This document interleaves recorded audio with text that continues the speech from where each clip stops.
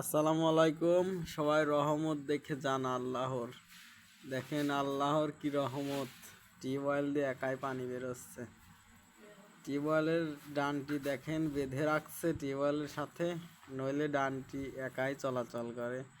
আল্লাহর কি রহমত। দেখেন সিলেটে যাচ্ছিলাম ঘুরতে, ফজরের নামাজ পড়তে যেয়ে দেখি টিউবওয়েল দিয়ে একাই পানি বেরোচ্ছে।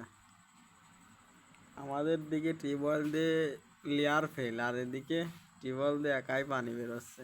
এই পানিটা কেউ ব্যবহার করে না, দেখেন একাই চলে যাচ্ছে।